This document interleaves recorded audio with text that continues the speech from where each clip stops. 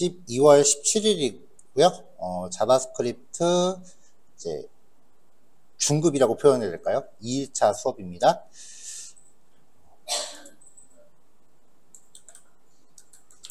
네, 어제 우리가 자바스크립트 기본 API 중에 이제 매스 클래스까지 살펴봤고요.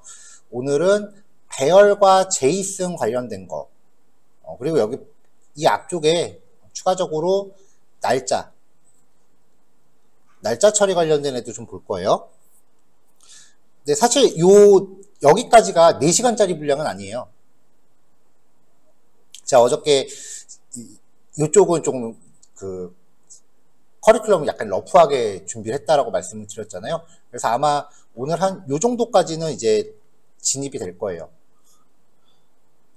그래서 웹페이지에서 자바스크립트가 어떻게 진행되는지 오늘 조금 이제 개요는 말씀을 드릴 것 같고요.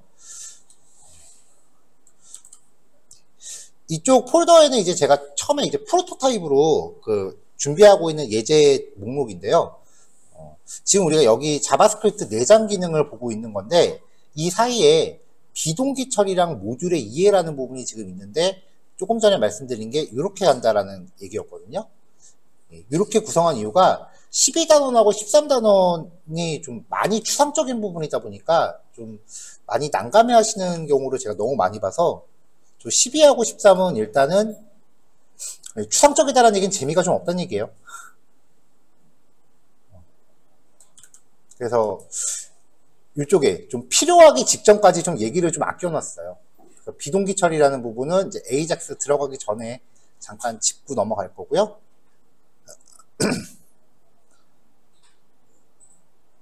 모듈이라는 부분도 여기서 좀 중간중간에 좀 추상적인 부분들은 적재적소에 좀 나눠서 집어넣어놨습니다. 일단은 취지가요, 당장은 좀 눈에 보이는 결과물부터, 그러니까 웹페이지에서 눈에 보이는 결과물부터 좀 접해보자라는 게 구성 취지예요. 자, 그러면은 이제 어제 하던 파일 다시 가서요, 10번 파일 할 차례죠. 굉장히 많이 사용이 되는 클래스예요. 날짜 처리라고 하는 거는 이제 프론트엔드에서는 되게 자주 등장하는 이슈니까요. 데이트라고 하는 자바스크립트 클래스예요. 그래서 일단은 자바스크립트 안에 내장되어 있는 클래스이기 때문에 우리가 소스를 뭐 만들 필요는 없지만 객체는 만들어줘야 돼요. 객체를 만들기 위해서는 new라고 하는 키워드가 필요했었죠. 그래서 이 키워드를 사용해서 new date라고 해서 객체를 만들면은 이 코드가 실행되는 순간 시스템 시간, 왜 윈도우에 보면은 오른쪽 하단에 그 시계 있잖아요. 그 시간을 복사해서 가져와요. 혹은 여기 생성자의 파라미터로 연어를 시군초를 설정해 줄 수도 있는데, 그건 조금 이따 뒤에서 나올 건데, 여기에서 세팅된 시간을 가져가요. 플랫폼에 종속되지 않는 형태라고 하는 거는 윈도우건 맥이건 상관없이 전부 다 공통된 형식을 쓸 수 있다는 거고요. 특이사항은 여기 코드가 실행되고 나면은 나머지 코드가 진행되는 동안 시간은 계속 흘러갈 거 아니에요. 예를 들어서 어저께 우리가 타이머를 봤었죠. 타이머 같은 거 설정하면은 자바스크립트 코드에 일정 렉을 걸 수 있었잖아요. 그걸 하면은 이제 시간이 흘러가겠죠. 그렇다고 해도 이 객체가 갖고 있는 연어를 시군초 값은 바뀌지 않아요. 다시 말하면 이 코드가 실행되는 순간의 시점을 복사해서 갖고 있는 거예요. 그리고 고정값이 되는 거죠. 만약에 변경된 시각을 다시 갱신하고 싶다면 객체를 다시 만드셔야 돼요. 자, 이렇게 만들고 나면 객체가 갖고 있는 연어를 시분초 성분값을 추출할 수 있습니다.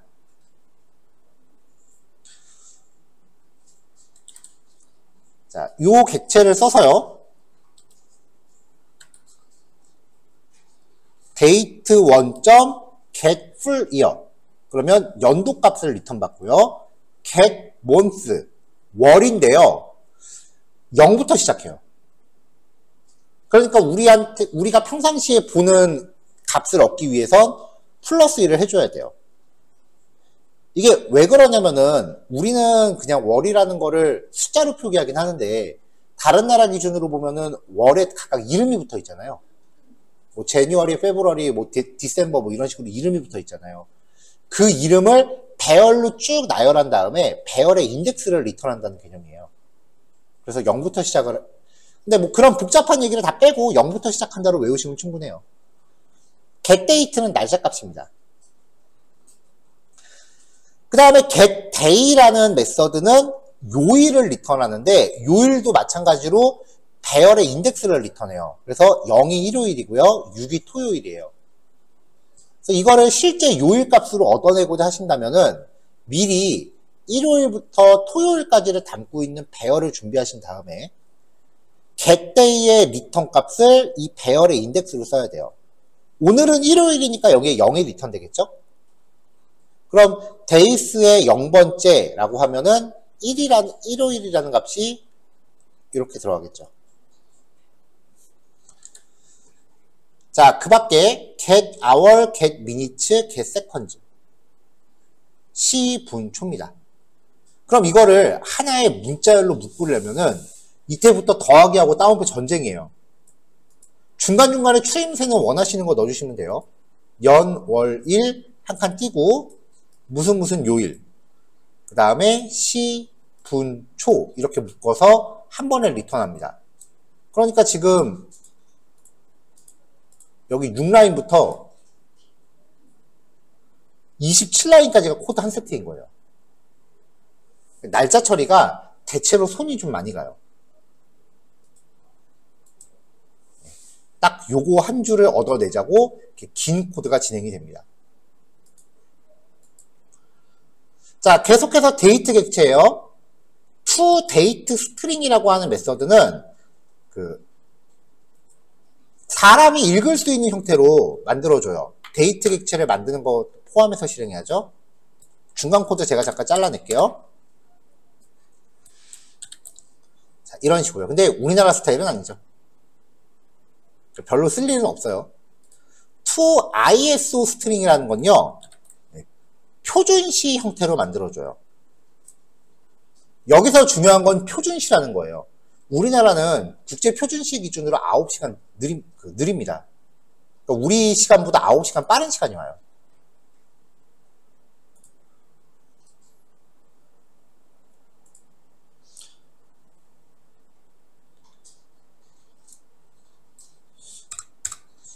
자, toLocalString, localeString이요.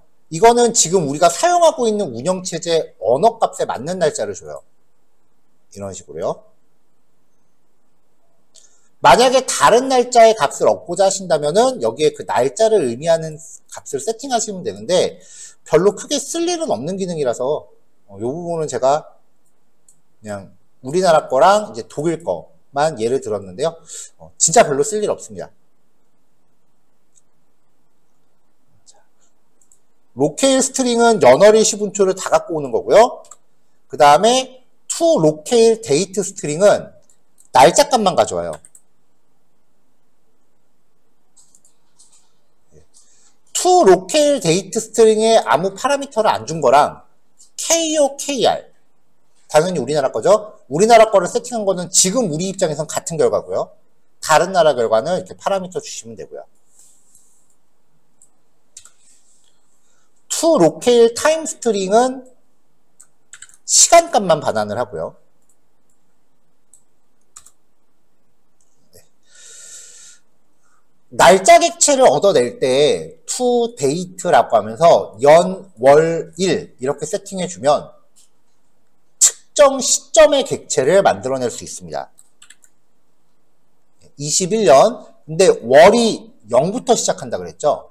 그러니까 9라고 세팅하면 실제 출력값은 10월이 되는 거예요.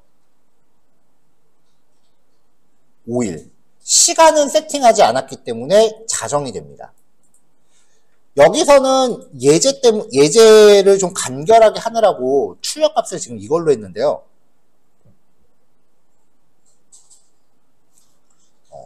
아까 말씀드렸다시피 toLocale string 메서드는 실제로 그렇게 쓸 일은 많지 않아요. 일단 요 예제 다 훑어본 다음에 다시 말씀드릴게요. 데이트 객체를 만들 때 연월일 시분초를 같이 세팅하면은 네, 특정 시각을 얻을 수 있어요.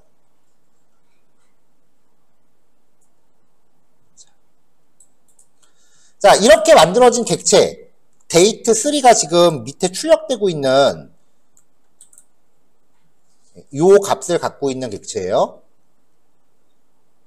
이 객체한테 내가 원하는 성분값을 고칠 수 있습니다. 연도값을 2010년으로 바꿔라. 여기가 2010년으로 바뀔 거고요. 월을 1로 바꿔라 라고 하면 0부터 시작하니까 1월로 바뀔 거예요. 그리고 14일 12시 16분 30초. 여기는 24시간제이기 때문에 오전이 되겠죠.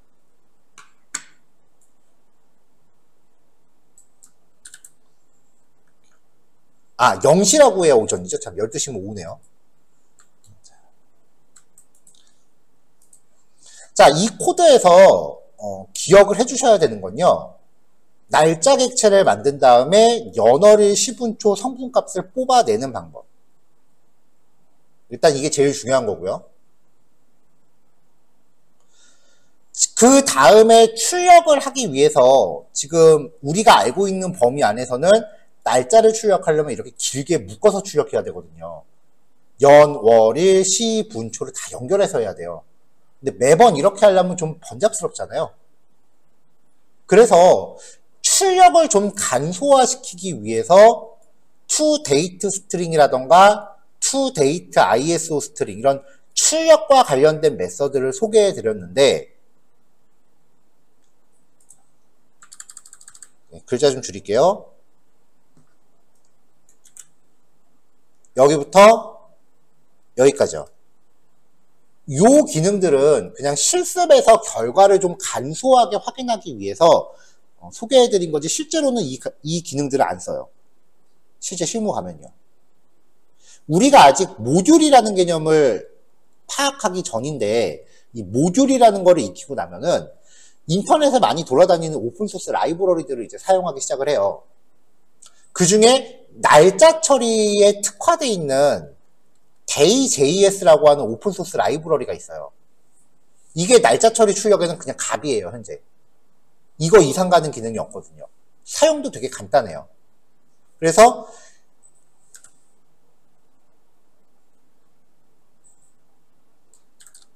이렇게 날짜 객체를 만든 다음에 이 날짜 객체를 day.js라는 애한테 던져주면은 우리가 원하는 형태로 출력할 형태를 만드는데 굉장히 손쉽게 할 수가 있어요.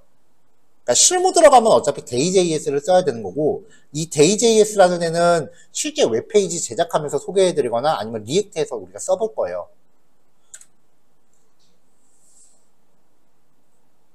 그래서 다시 말씀드리면은 여기부터 여기까지는 그냥 지금 당장 실습 결과값을 출력하기 위해서 쓰는 임시 방편이니까 여기는 뭐 크게 신경 쓰지 마시고요.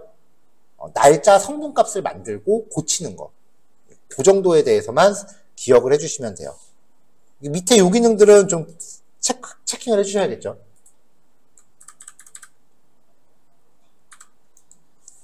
자, 그럼 2번 파일로 넘어갈게요.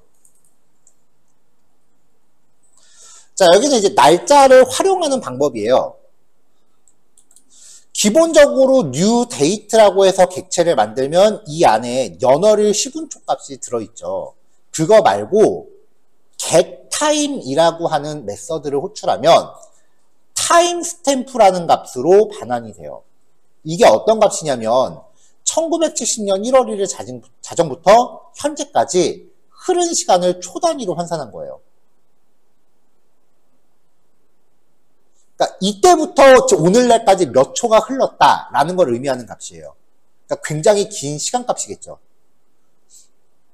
이게 왜 여기부터인지에 대해서는 뭐 카더라가 좀 많은데 이때가 최초의 컴퓨터가 가동한 시간이라는 썰도 있고요.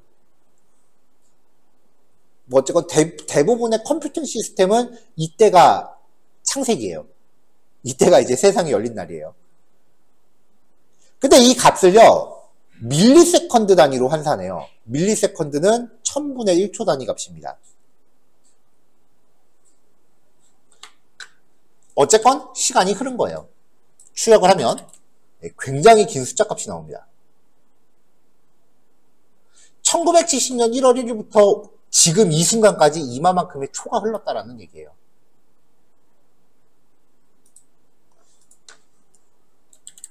자, 이거를 어떻게 쓰는지 볼게요. 컴퓨팅 시스템은요, 시스템 종류에 따라서 시간을 관리하는 방법이 다 달라요. 프로그래밍 언어마다도 다르고요. 근데 초라고 하는 단위는 다를 수가 없잖아요. 그러니까 시간에 대한 최소 단위를 환산한 다음에 연산을 하고 그걸 다시 원하는 단위로 역변환하자라는 게 취지예요. 그래서 이 타임 스탬프라고 하는 값은 보편적으로 날짜 계산할 때 씁니다. 자, date.getFullYear 요거죠. 이거는 지금이죠. 지금 시점.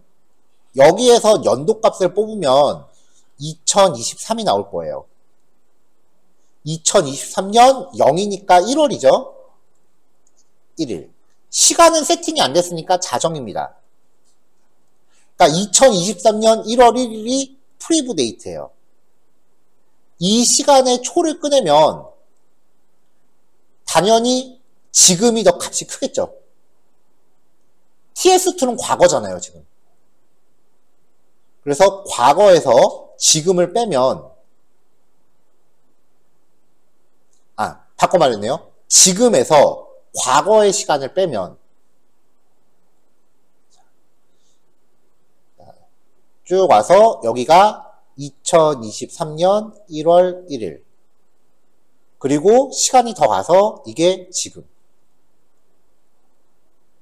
지금에서 지금까지의 길이에서 1월 1일까지의 길이를 빼면 남는 거는 요만큼인 거죠.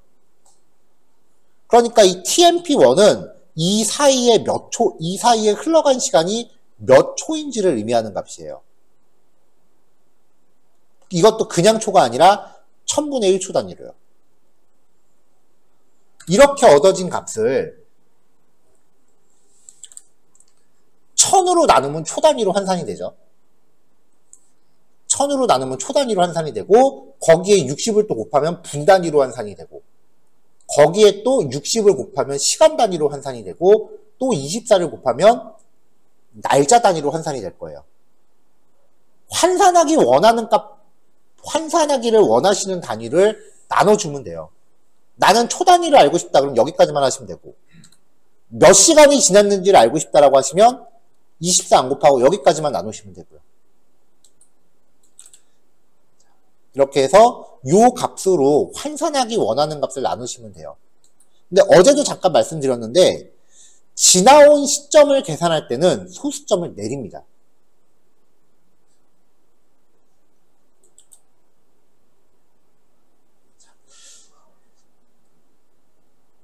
자, 어제부터 오늘까지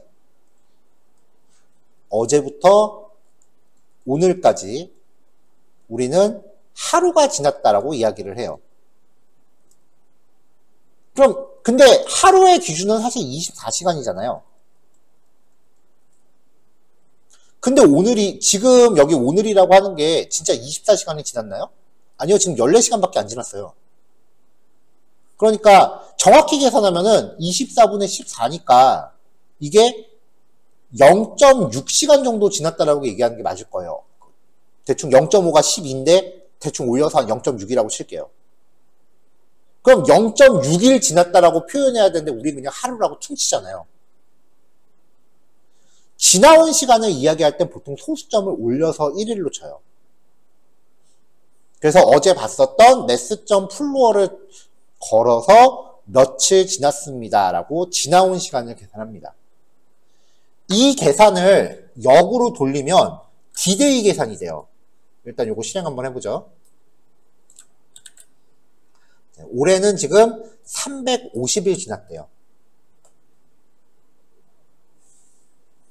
그쵸? 보름 지나면 올해 끝나니까요. 얼추 맞죠?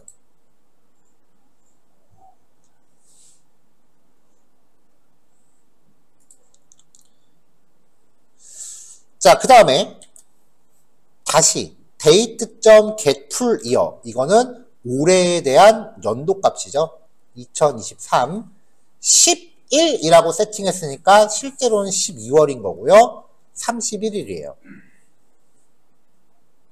자, 이거는 미래의 시점이죠. 미래 시점에 대한 getTime을 뽑은 다음에 미래 시점에서 다시 오늘 날짜를 빼요. 이거를 아까처럼 날짜 단위로 환산을 하는데, 자, 지금부터 지금이 14시니까요. 8시간 지나면은 내일이에요. 근데 우리는 이 간격을 1일 후라고 부르죠. 미래의 시간을 계산할 땐 소수점을 무조건 올립니다. 그래서 소수점을 올려서 계산을 하면은 올해가 며칠 남았는지를 알 수 있어요. 지나온 날짜랑 앞으로 다가올 며칠 남았는지 계산하는 방식이에요. 그래서 여기까지 이제 확인을 하면은 올해는 14일 남았대요. 지금이 17일이니까 딱 더하면 31일 맞네요.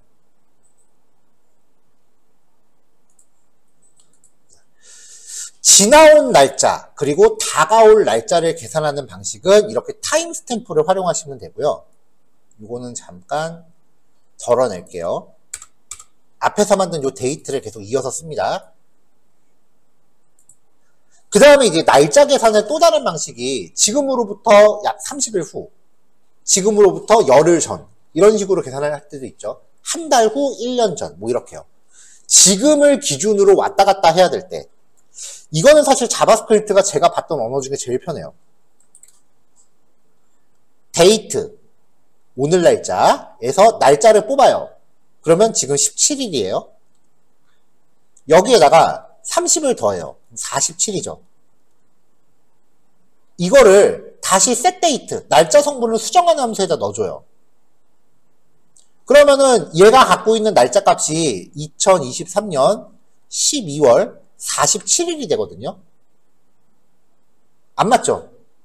다른 프로그래밍 언어는 다 이렇게 하면 다 에러나요. 존재하지 않는 범위에 대해서 세팅했다고. 근데 자바스크립트는 지가 알아서 이 값을 가지고요. 단위를 올려버려요. 30일까지 계산한 다음에 그러면 바뀌네. 1월. 연도 바뀌고 그럼 며칠이구나. 지가 알아서 단위 올림을 다 해버려요. 그래서 이렇게 해서 출력하면은 24년 1월 16일로 계산을 해요.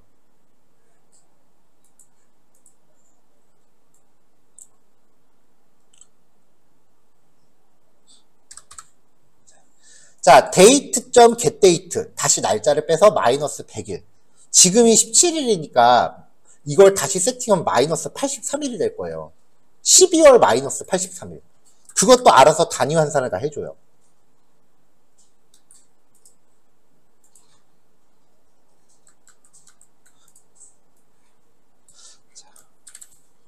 자, 지금 요 코드를 쭉 이어서 진행을 하면은요, 아까 잠깐 보셨는지 모르겠는데 바로 직전에 실행했을 땐 9월이 나왔거든요.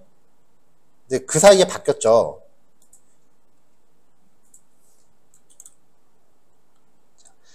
데이트 객제가 지금이잖아요. 이거를 가지고 날짜 계산을 해서 date.setDate라고 해서 바꿨어요. 그러면은 지금으로부터 30일 후가 돼요.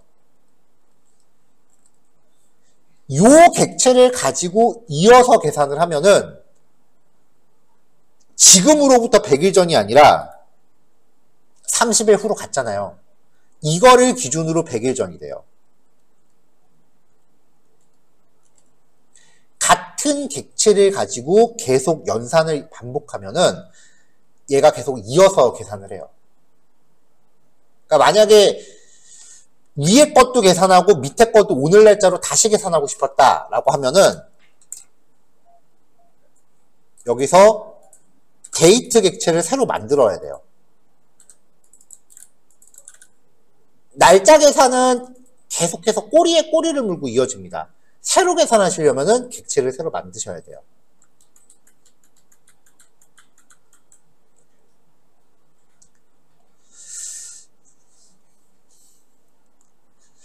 자, 데이트 객체 응용이에요. 오늘 날짜를 만들어 올게요.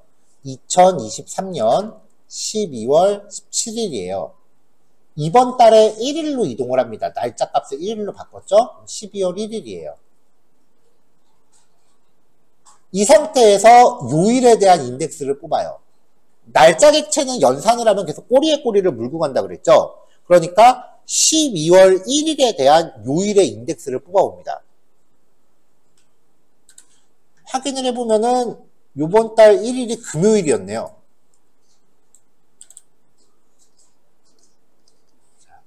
2023년 12월 17일인데 여기서 다시 2023년 12월 1일이 되고요. 1일에 대한 요일은 금요일이었으니까 반환되는 숫자 값은 6일 거예요. 5일 거예요. 왜냐면 0이 일요일이고 6이 토요일이니까요.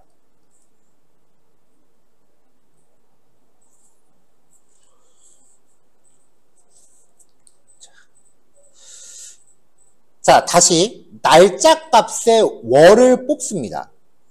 12월인데 get 몬스나 set 몬스는 0부터 시작하니까 여기서 리턴되는 값은 11로 들어와요. 어쨌건 12월을 뜻하는 거예요. 여기에다가 1을 더해서 세팅을 해줘요. 다시 한번 말씀드리지만 get 몬스와 set 몬스의 범위는 0부터 11까지입니다. 여기에다가 플러스 1을 했다라는 거는 13월이란 뜻이거든요. 그러면 얘는 알아서 단위를 환산한다 그랬으니까 내년도 1월로 세팅을 하겠죠. 13월의 의미는 다음 해 1월이란 뜻이에요. 그 다음에 이게 중요해요. 날짜를 0일로 세팅을 해요. 0일이라는 게 존재하지 않잖아요.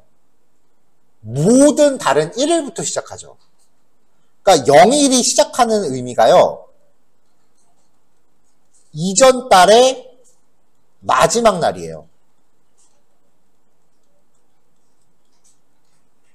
이 두 개를 믹스를 해보세요. 자, 13월이니까 다음에 1월. 1월을 기준으로 이전 달의 마지막 날. 그러니까 12월의 마지막 날을 구한 거예요. 즉 이번 달의 마지막 날이 며칠인지를 구한 거죠. 그럼 12월 31일이 나오겠죠. 자, 이렇게 계산을 한 다음에 거기에 대한 날짜 값을 뽑습니다. 그러면 30일이 나오겠죠. 마지막 날을 이렇게 뽑는 이유가요. 마지막 날은 월마다 다르잖아요. 이거 계산이 되게 힘들거든요, 사실. 왜냐면은 1월은 31일, 그 다음 28일, 그리고 그 다음부터 뭐 30일 왔다 갔다 하죠. 근데 2월달이 4년에 한 번 윤달이 껴있으니까 4년에 한 번 29일이 될 때가 있어요. 그리고 11월달도 윤달이 있을 때가 있어요. 11월달 마지막 날이 다를 때가 있어요, 진짜. 왜냐면 제 결혼기념일이 그때거든요.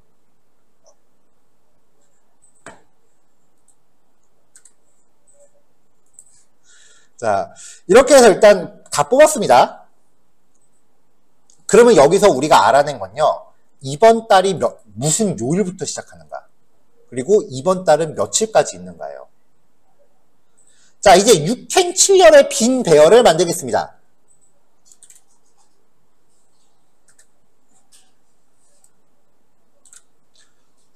일단 6개의 빈 배열을 만들어요. 6개의 빈 배열을 만들어요. 각각 비었죠? 이 각각을 돌아다니면서 I 0, 1, 2, 3, 4, 5인데 여기에 각각의 I번째에 7칸의 빈 배열을 또 넣어줍니다.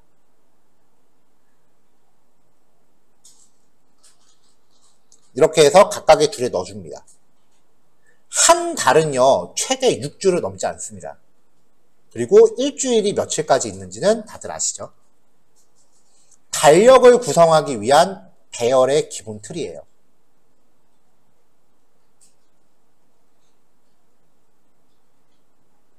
자, 그 다음에 이제 아까 우리가 알아냈던 게요. 첫째 주는 12월의 첫째 주는 금요일부터 시작한다였어요. 그러니까 배열의 인덱스는 5이고요.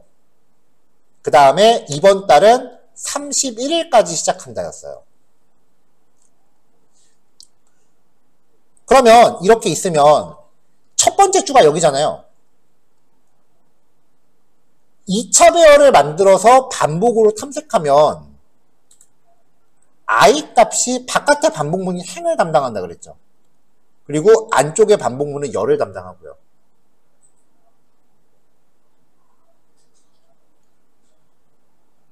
그러니까 첫 번째 주, 즉 I가 0일 때, 1주차일 때 J가 0, 1, 2, 3, 4, 5, 6 이렇게 가는데 일째 주가 금요일부터 시작하니까 여기부터 스타트잖아요.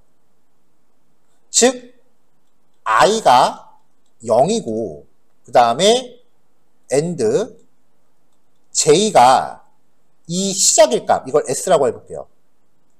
S보다 작다면 여기에는 그때는 0000을 채울게요. 그렇지 않다면 여기에 1씩 증가하는 값을 채울게요.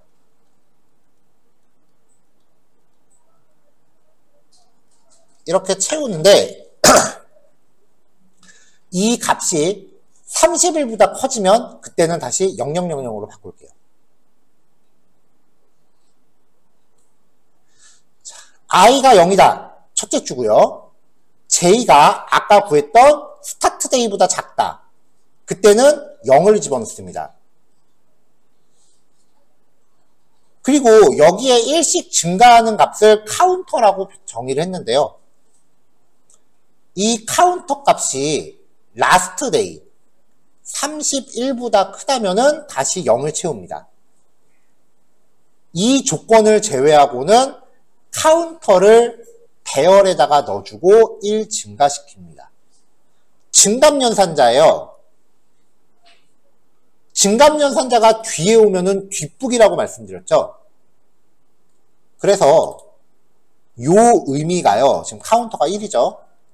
1을 먼저 여기에다가 대입을 한 다음에 나중에 1 증가시켜요.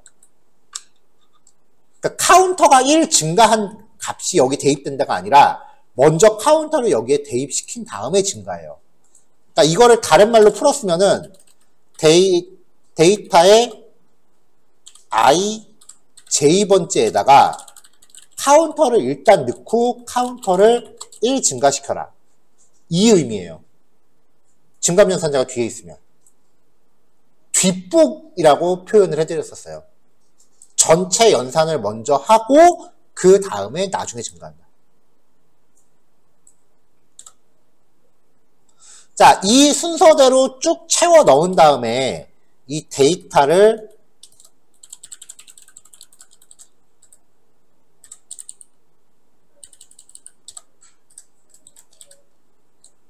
출력을 해보면 밑에 거는 잠깐 지울게요. 이런 식으로 2차 배열의 숫자들이 이렇게 쭉 나열이 됩니다. 근데 이게 출력 모양이 좀 이쁘질 않으니까 이거를 반복 돌면서 다시 출력을 해줄게요. 행의 수만큼 돌고요. 빈 문자열을 준비를 해요. 그리고 각각의 열만큼 반복을 하면서 만약에 ij가 0이면 배열에 들어있는 값이 0이면 그 위치에서는 탭키, 띄어쓰기 하나와 탭키만 쳐주고요. 그렇지 않다면 배열에 있는 값과 탭키를 더해서 연결합니다. if문이죠. 요 조건이 참이면은 앞에 거라고, 그렇지 않으면 뒤에 거라고요. 이렇게 해서 한 줄을 출력하면은 순간적으로 드래그가 됐네요. 이렇게 나오죠.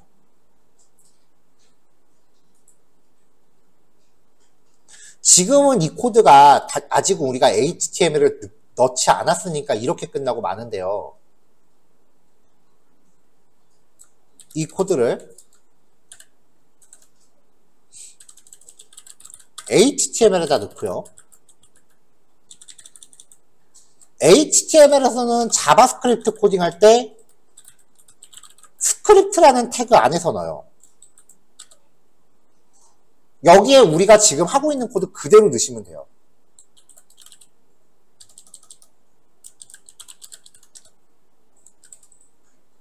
이렇게 해서 HTML을 실행을 하면은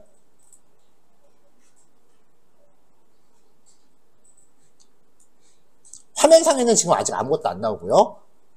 HTML에서 개발자 도구로 열면은 우리가 콘솔.log라고 출력했던 요 내용들이 웹브라우저의 개발자 도구에 뭐 콘솔이라고 있어요. 여기서 나와요.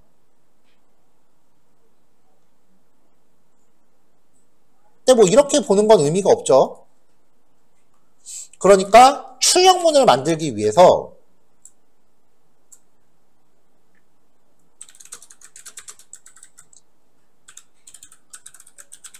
테이블 태그를 만들고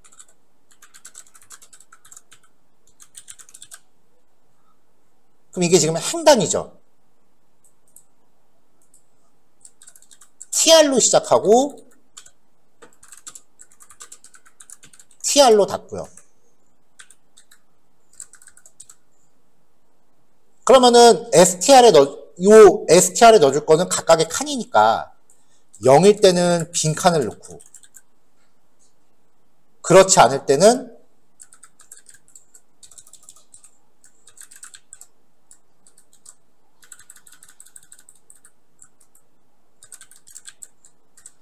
값이 들어있는 td를 넣고 이렇게 해서 tr 안에 td를 채워놓고 이 한 줄을 다시 테이블 태그 뒤에다 붙여주면 되죠.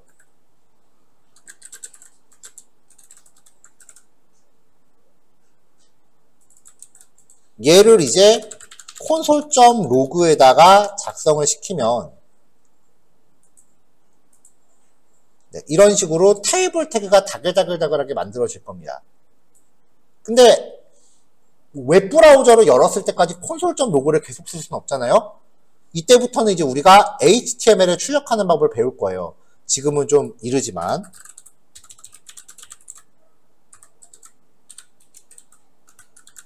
그래서 div 태그를 하나 넣고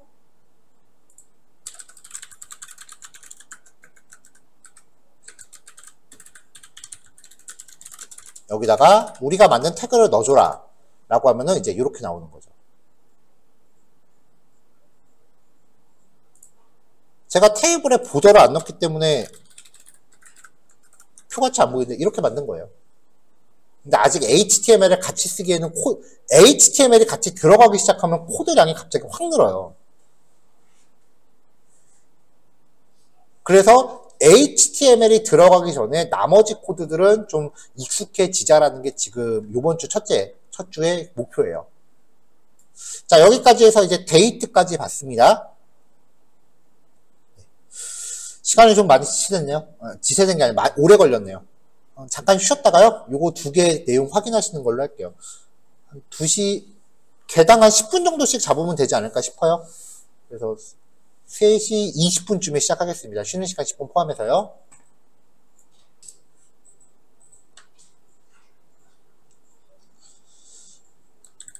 자, 요번에 소개해드릴 내용은 이제 넘버라고 하는 자바스크립트 내장 기능인데요. 이 넘버가 좀 헷갈리는 부분이 있어서 그것들만 짚고 넘어가는 거예요. 실제로 활용도가 그렇게 높지는 않은 기능이에요. 왜냐면 다른 대체제들이 이미 다 있어요. 이 넘버가 클래스로 사용이 될 때가 있고요. 그 다음에 함수로서 쓰일 때가 있어요. 이 두 개가 좀 결이 비슷하면서도 차이가 좀 있어서 그런 것들만 좀 짚고 넘어가려고 합니다. 1, 2, 3이라고 하는 문자 값이 있는데 안에 내용은 숫자로 설정이 되어 있죠. 자, 이거를 parse int랑 parse float 함수로 각각 형변환을 시도한 다음에 데이터 타입을 확인하면은 자바스크립트는 숫자를 전부 넘버라는 타입으로 관리하기 때문에 뭐 차이가 안 나요. 자, 실행하면은 둘 다 타입은 넘버고요. 변환 결과를 확인해 보면은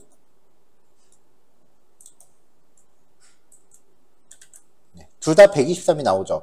근데 팔스 플루트 같은 경우는 뒤에 점 0이 생략된 거다라고 보셔야 돼요. 자, 넘버라고 하는 클래스를 사용해서 여기에 숫자 값을 주면은 출력했을 때 넘버 타입의 객체 1, 2, 3이다 라고 나오죠.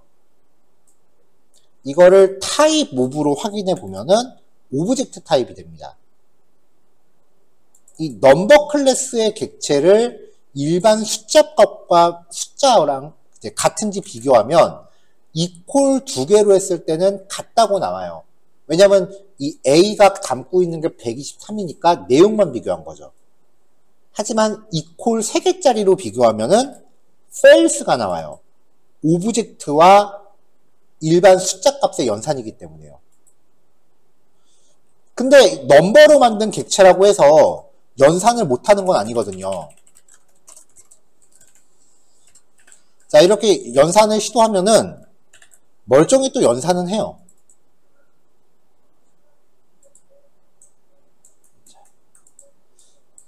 자, 그러니까 이제 여기서 이제 짚고 넘어가야 되는 게 넘버라고 하는 클래스가 자바스크립트에서 숫자를 관리하려고 만든 앤데 데이터 타입을 처리할 때는 오브젝트로 분리가 되니까 정밀하게 완전 항등 연산자로 비교하면은 false가 떨어집니다. 근데 일반 숫자랑 단순 항등 연산자로 비교하면은 내용만 비교하니까 true가 나온다. 객체이지만 일반 사칙 연산은 모두 쓸 수 있다. 그러니까 약간 두리뭉실하게 처리하면 넘버 타입은 일반 숫자랑 차이를 안 두지만 정밀하게 비교를 할 때는 차이를 준다. 네, 요 내용이 하나고요. 근데 이 넘버라는 함수를 쓸 때 u를 붙일 때랑 안 붙일 때가 다르다는 거예요. u를 안 붙이고 쓰면은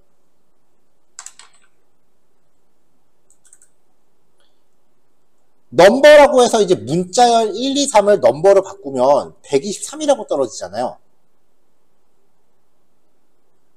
이걸로 타입 오버를 체크하면 넘버로 떨어져요. u가 붙으면 오브젝트고 u가 안 붙으면 일반 숫자 타입이 되는 거죠. 그래서 123과 비교하면은 true가 돼요.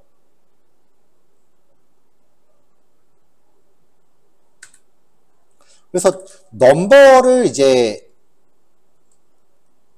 클래스가 아니고 함수로 쓸 때는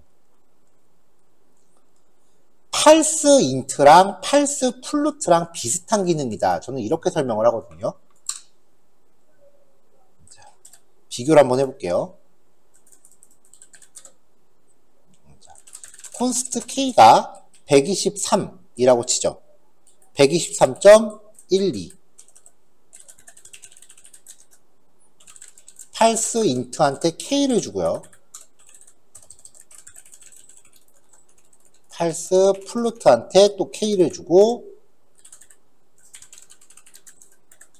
넘버한테 k를 줘볼게요. 일단은 정수 형태로 줘보죠. 자, 그럼 셋 다 123이 나오는데 false float는 앞에 소수점 .0이 생략된 거라고 보셔야 돼요. 0.45 이렇게 실행하면 false int는 들어오는 값이 모공간에 전부 정수화 시켜요. false float는 들어오는 값이 무엇이건 간에 전부 실수화 시켜요. 넘버는 들어오는 값이 정수면 정수로 바꾸고 실수면 실수로 바꿔요. 그러니까 false int랑 false float는 들어오는 값이 파라미터로 주어지는 값이 무엇이건 간에 자기네가 목표한 형태로 무조건 바꿉니다. 얘는 무조건 소수점이 없고요. 그러니까 뒤에 소수점 있는 걸 자르는 거죠. 얘는 무조건 뒤에 소수점이 있어요. 근데 넘버는 들어오는 값에 따라서 소수점이 있고 없고가 그때그때 상황에 따라 능동적으로 대처돼요.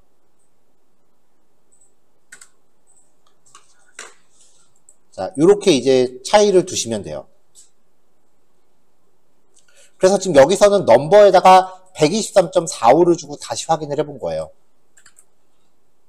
변환 결과 넘버 123.45 넘버 타입이고 123점 실제 숫자 값과 같은지 비교하면 true로 뜨는 거죠.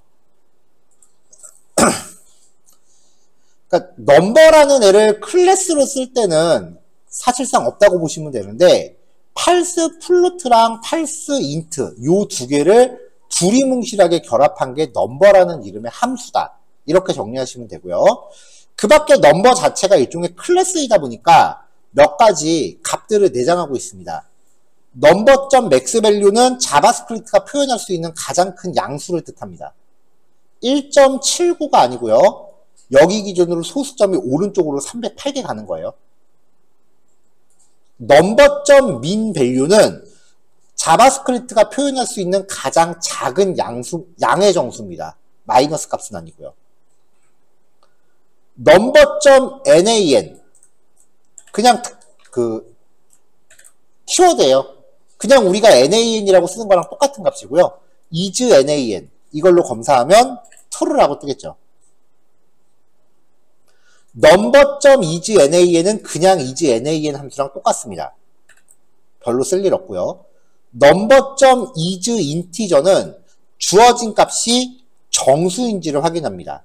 위에 거는 문자열이니까 아니다 라고 치는 거고 아래 거는 숫자가 맞으니까 true라고 치는 거죠. number.parseFloat랑 number.parseInt는 그냥 parseFloat랑 parseInt랑 똑같습니다. 그래서 지금 이 파일에서 사실상 건질 이야기는요. 넘버라는 함수로서 사용했을 때 요거 두 개를 결합한 거다. 요 파트만 정리하시면 돼요. 나머지는 사실상 저도 잘 안 쓰는 잘이 아니구나. 전혀 안 쓰는 기능들이니까요. 여기선 요것만 건지세요. 자, 그 다음 REGEX. 어제 제가 잠깐 지나가는 얘기로 이제 보여드린 적이 있는데요. 정규 표현식이라고 해서 문자열의 형식을 의미하는 수식이에요. 그래서 문자열이 특정 조건을 충족하는지를 검사하거나 특정 패턴의 문자열을 검색 치환하기 위해서 사용을 하는데 주된 용도는 검사입니다. 자바스크립트에서 정규 표현식은요. 앞뒤에 슬래시를 붙여서 써요. 그리고 여기에 문자열의 형식을 표현합니다.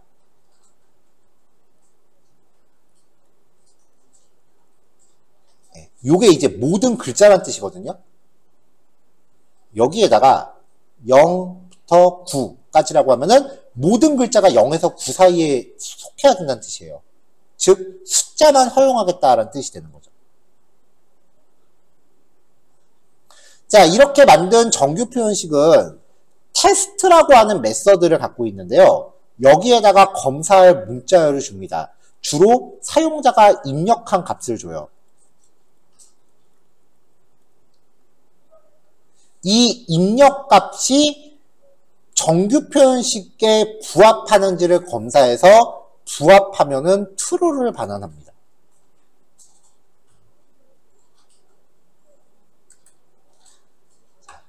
여기서는 사용자가 입력한 값을 가정해서 3개의 변수를 넣고요.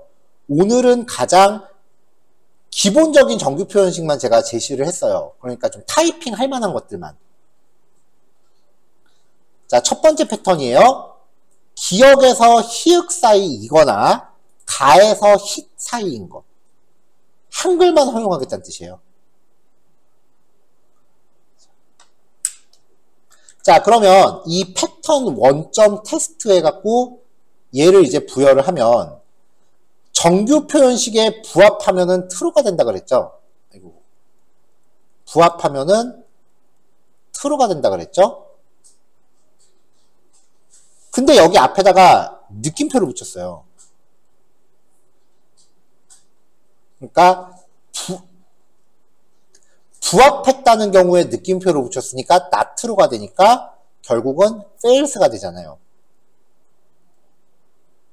그러니까 이게 지금 if문의 조건으로 쓰였으니까 여기서는 유저 네임이 정규 표현식에 부합하면은 fails가 되기 때문에 if문을 건너갑니다. 근데 얘가 만약에 부합하지 않는다. 부합하지 않으면 정규 표현식은 fails를 리턴하죠. 이거를 느낌표로 부정하면은 true가 되죠. 그러니까 지금 요 의미는 유저 네임이라는 변수가 패턴 1이 정의하는 표현식에 부합하지 않는다면 이런 뜻이래요. 그러면 이름은 한글만 입력 가능합니다 라고 뿌려주는 거죠.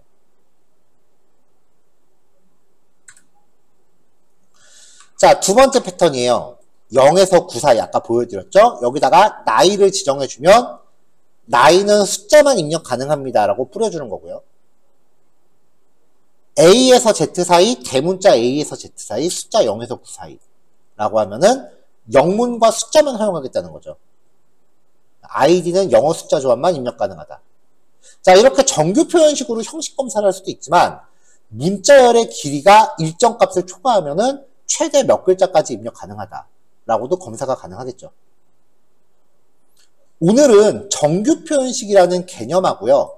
이 테스트라는 메서드의 기능만 소개해드리는 게 목적이기 때문에 정규 표현식을 그나마 좀 타이핑할 수 있을 만한 것들을 가져왔습니다. 이 정규 표현식은 직접 만들 생각은 안 하시는 게 정신건강에 좋아요. 저도 이거 직접 안 만들고요. 필요하면 그냥 검색해요.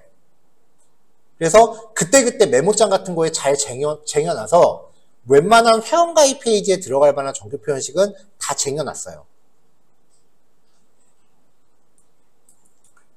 그거를 오늘은 이제 정규 표현식의 개념만 말씀드리는 거니까 요만큼만 말씀드리고 넘어가는데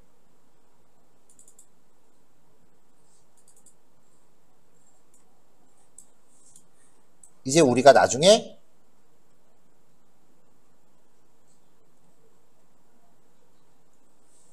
입력 폼을 직접적으로 건드려야 될 때가 온단 말이죠. 뭐 이런 식으로 이제 인풋 태그를 직접적으로 이제 건드리는 예제들이 나오기 시작을 해요. 그때쯤에 이제 얘네들을 다시 한번 등장시켜서 사용자 입력 값을 검사하는 루틴을 소개를 해드릴 거예요.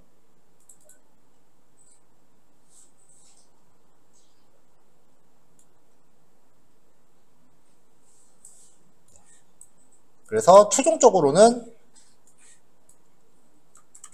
간단하게 입력 폼을 만들어서 이름 아이디 입력하세요. 아이디는 영어 숫자로만 입력하세요. 비밀번호 입력하세요. 비밀번호 확인값 입력하세요. 확인이 잘못되었습니다. 뭐 이런 것들을 이제 만들어야 되잖아요. 이런 건 너무 많이 쓰는 기능이잖아요. 이때쯤 되면은 제가 정규 표현식의 풀 버전을 이제 경우의 수별로 이렇게 다 제시를 해드릴 거예요. 케이스별로. 이때 가면은 이제 정규 표현식은 복잡해지기 시작하거든요. 이거 구사하려고 하지 마세요. 정신건강에 진짜 안 좋아요. 그냥 복사 붙여넣기 해서 갖다 쓰세요. 그리고 정규 표현식은 인터넷 검색하면 수두룩하게 나와요. 주민번호 형식 검사, 신용카드 번호 검사, 사업자 등록번호 검사, 뭐 핸드폰 번호, 전화번호, 그 다음에 등등등 각종 패턴들이 인터넷에 너무나 많이 돌아다니니까 그냥 정규 표현식의 개념만 캐치하세요. 정규 표현식은 자바스크립트에 종속된 기능이 아니고요. 모든 프로그래밍 언어가 다 쓰는 공통분모예요. 네, 그렇기 때문에 정규 표현식에 대한 과목을 따로 하나 빼도 될 정도거든요. 그러니까 이거를 내가 직접 만들어야지라는 생각은 전 20년 동안 한 번도 안 했으니까 그냥 개념만 챙기셔도 됩니다. 자, 넘버는 제가 봐서는 굳이 실습 안 하셔도 큰 상관없을 것 같은데 오늘 정규 표현식 요거는 한번 경험을 해보시길 권해드리고요. 요번 교시는 여기까지만 하고 짧게 끊을게요. 왜냐면 14, 15가 내용이 되게 세요. 14, 15를 제대로 섭렵을 못하시면 리액트 가서 되게 고생해요. 그러니까 14, 15 단어는 조금 이제 시간을 들여야 되는 부분입니다. 미실시할게요. 자, 그럼 다음 내용 넘어가도록 할게요.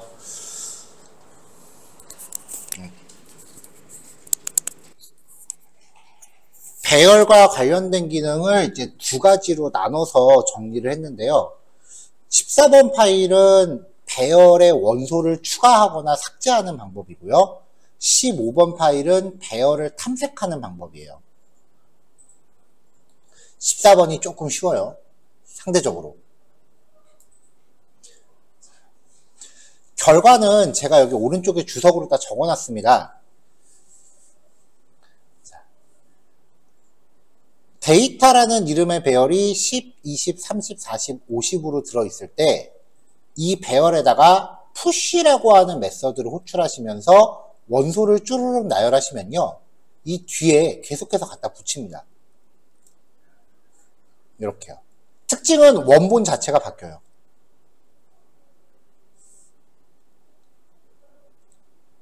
자, 그럼 이제 이 상황에서 데이터는 이거예요. 그 다음에 팝이라고 하는 메서드를 호출하면요. 맨 마지막 원소를 꺼내요. 그래서 얘를 리턴을 합니다. 그럼 70이 K가 되는 거죠. 원본에서는 꺼냈으니까 지워져요. 그래서 보통 푸시하고 팝을 한 세트로 이제 치는데요. 뒤에다가 추가하고 뒤에 걸 꺼낸다. 인 거예요.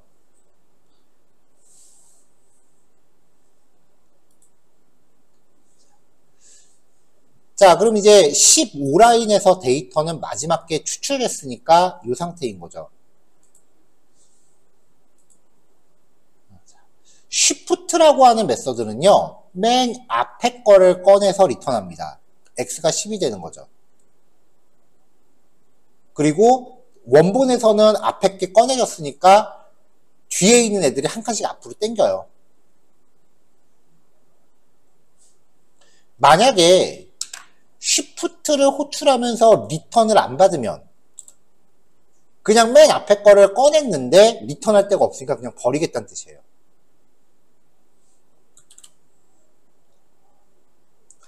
unshift는요, 배열의 맨 앞에다가 값을 추가합니다.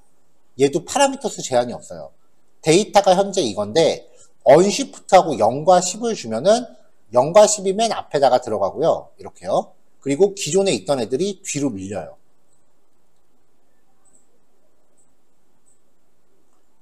그래서 푸시와 팝이 한 쌍이고요. 쉬프트, 언쉬프트가 한 쌍이에요. 뒤에 추가, 앞에 추가. 혹은 뒤에서 꺼내기, 앞에서 꺼내기입니다.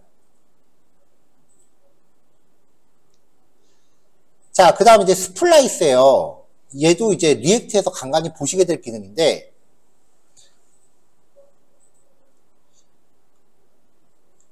현재 데이터가 이거란 말이죠. 0부터 60까지요. 스플라이스 메서드의 첫 번째 파라미터는 인덱스예요. 2죠. 두 번째 파라미터는 개수예요. 1개, 2개, 3개. 이 3개를 꺼내서 리턴을 해요. 그래서 Z는 20, 30, 40이 저장되어 있는 배열이고요. 기존에 있던 배열에서는 여기를 꺼냈으니까 여기가 없어지고 뒤에 게 앞으로 당겨요, 칸을. 그러니까 배열의 중간 부분 추출인 거죠. 근데 이 스플라이스한테 시작 위치와 개수 여기잖아요. 지금 요거에서 0번째부터 2개죠. 이거를 이제 잘랐는데 리턴을 안 받았어요. 그럼 버린 거예요. 그러고 나서 뒤에 들어가는 애들은 그 자리에다 이걸 갖다 채워 넣으라는 얘기예요. 2개를 꺼냈는데 3개를 넣어줬죠. 그럼 배열이 늘어납니다. 반면에 2개를 꺼냈는데 만약에 1개만 넣었다. 그럼 요 두 자리는 없어지고 여기에 A만 들어가요.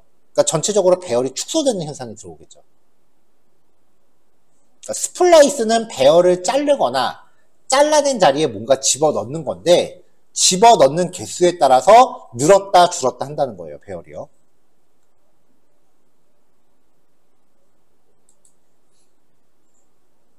자, 36라인에서 배열이 현재 이 상태인데요. 인덱스가 0, 1, 2, 3이죠. 인덱스가 3인 위치부터 연계래요. 그리고 D하고 2를 넣으래요. 그럼 잘라내는 거 없이 그냥 이 자리에다 삽입을 해요. 50하고 60은 뒤로 밀립니다. 그래서 D와 E가 인덱스 3인 위치에 삽입이 되고 기존에 있던 애들은 뒤로 밀리는 거죠. 이건 단순 배열의 확장입니다. 그래서 이 스플라이스 메서드가 경우에 따라서 활용되는 경우가 굉장히 많아요.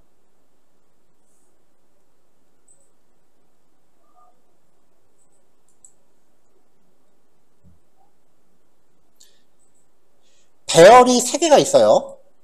1, 2, 3, 4, 5, 6, 7, 8, 9가 있을 때 A에다가 콘캣이라는 메서드를 호출하고요. B하고 C를 주면은 A에다가 B를 이어붙이고 C를 이어붙이라는 뜻이에요. 그래서 리턴되는 D는 모든 배열이 결합된 형태입니다. 콘캣이라는 메서드가 원래 결합을 뜻해요.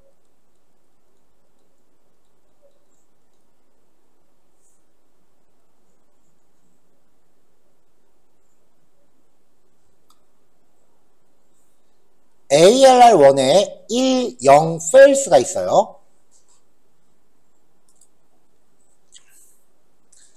인덱스 오브는 어제 우리가 문자열에서 봤었던 인덱스 오브랑 같아요. 파라미터로 주어진 게 몇 번째 위치에서 등장하는가를 뜻합니다. 0번째, 1번째, 2번째죠. 자, 인덱스 오브로 호출하면서 0을 찾아라 라고 하면은 0이 들어있는 위치인 1을 리턴해요. fails를 찾아라 라고 하면은 fails가 들어있는 위치인 2를 리턴합니다. 너를 찾아라 라고 하면 너는 없죠. 그럼 못 찾으면 마이너스 1을 줘요. 그러니까 얘도 인덱스 오브의 리턴 값이 0보다 작은지를 검사하면은 배열 안에 어떤 원소가 있는지 없는지를 판단할 수 있어요. 문자열은 인덱스 오브밖에 없는데 단순히 배열의 원소가 있는지 없는지만 판단하고 싶다면 몇 번째 위치에 존재하는 게 아니라 포함되어 있는지 없는지만 찾고 싶다면 include라는 메서드를 쓰시는 게 훨씬 빨라요.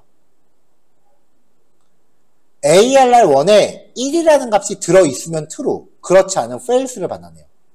몇 번째 위치인지는 알 수 없어요. 1은 들어있으니까 true인데 100은 없으니까 false가 됩니다. 인덱스 오브하고 include의 또 다른 차이는요. 인덱스 오브는요.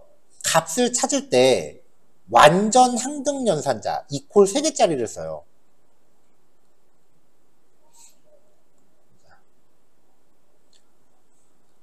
그러니까 여기서 지금 문자열 1, 문자열 0이라고 하면은 숫자와 스트링 타입이기 때문에 못 찾아요. 근데 뭐 이거는 엄밀히 보면 정확한 거긴 한데 이게 저장되어 있는 값이 NAN일 때는 문제가 좀 돼요. NAN은요 완전 항등연산자나 아니면 그냥 일반 항등연산자로는 검출이 안 되기 때문에 인덱스 오브로 ALR2에 NAN 딱 하나 들어있잖아요. 근데 인덱스 오브로 NAN을 찾아라 라고 하면은 마이너스 1을 반환해요. 왜냐면 인덱스 오브는 이걸로 검출을 하기 때문에 비교를 못합니다. 하지만 include는 NAN을 검출할 수 있어요. 이 점에서 차이가 있어요. 인덱스 오브는 NAN을 검출하지 못하고요. include는 NAN을 검출합니다. 뭐 이렇게 말씀을 드렸지만 사실 NAN을 검출하는 경우는 거의 없고요.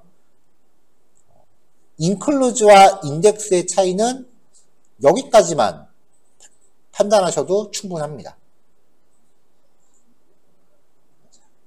자, 14번 예제에서 중요한 거는 push, pop. 얘들은 뒤에 추가, 제거죠. 추출. 그 다음에 shift, unshift. 얘네는 앞에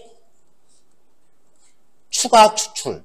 그리고 스플라이스는 중간 삽입.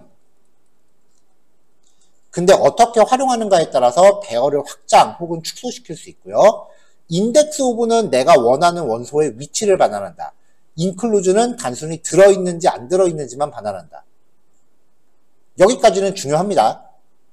마지막 파트는 버리셔도 되고요. 배열에 관해서 이야기를 할 때 보통 배열을 반복문으로 핸들링하는 것까지는 그냥 웬만한 기초반은 다 해요. 근데 정작 리액트 가면은 이런 기능들이 있기 때문에 배열을 반복문으로 핸들링하는 경우가 굉장히 드물어요. 그리고 15번 예제를 정리하시고 나면 앞으로 배열을 반복문으로 처리하는 일은 거의 없으실 겁니다. 저 개인적으로 제가 리액트 하기 전에 자바스크립트 기본을 깊게 안 본 게 가장 큰 탓이겠지만 저 개인적으로 리액트 들어갔을 때 제일 당황했던 게 15번 내용이 정리가 안 돼 있다는 거였어요. 화살표 함수는 그 전에 좀 알고 있었고 화살표 함수랑 15번만 잘 정리해도 리액트 들어가서 상당히 수월해요. 배열의 탐색입니다. 오늘 하는 내용 중에 제일 중요해요. 자, 우리가 고전적으로 배열을 탐색한다라고 하면은 이게 정석이에요. ARR1이 있을 때 i는 0부터 ARR1.length 배열의 원소 개수죠? 5예요. 그러면 i가 5보다 작다까지니까 0부터 4까지 1씩 증가니까 i의 증가량은 0, 1, 2, 3, 4가 된다고요. 그래서 ARR1의 0번째, 1번째, 2번째, 3번째, 4번째 값을 이 자리에 갖다 놓으니까 출력이 되겠죠.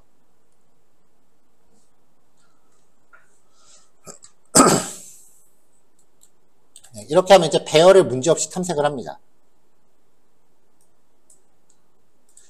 반복을 열심히 돌다가 중간에 중단하고 싶다. i가 3일 때 브레이크를 걸면은 반복이 중단되죠. 그러면은 0, 1, 2까지 처리하고 i가 3이 됐을 때 반복 중단을 프린트한 다음에 끝날 거예요. 이게 우리가 알고 있는 전통적인 처리 방법이고요. 또 하나의 방법은 여기부터 이제 배열의 탐색 함수예요.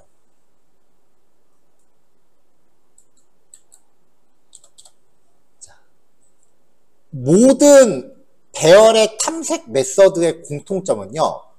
콜백 함수로 처리합니다.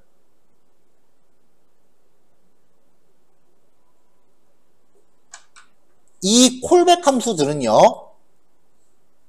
배열의 원소수만큼 호출이 됩니다. ARR2.427라고 하면서 콜백 함수를 걸었죠. 이게 보통의 문법에서는 이렇게 처리를 해요. 펑션 이렇게 들어가는데 이거를 화살표 함수로 처리하면은 이렇게 바뀌는 거죠. 콜백 함수는 두 개의 파라미터를 갖는데요. 첫 번째 파라미터는 배열의 원소예요. 10, 20, 30, 40, 50이에요. 두 번째 파라미터는 배열의 인덱스예요. 0, 1, 2, 3, 4예요. 그래서 배열의 원소를 포 이치가 탐색하면서 이 콜백 함수를 그만큼 호출을 시켜요. 이게 약 모던한 스타일의 배열 탐색입니다.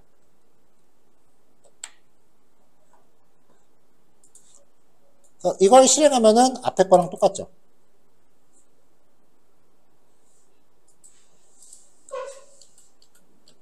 근데 일반적인 포문에서는 내가 중간에 중단하고 싶다라고 할 때 브레이크를 쓸 수 있었어요.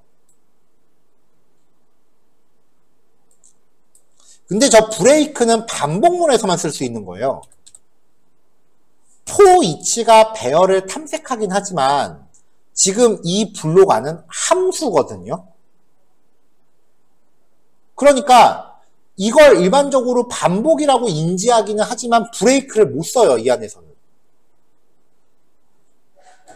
함수를 중단하기 위해서는 리턴을 하라고 했으니까 여기서 리턴해 볼까?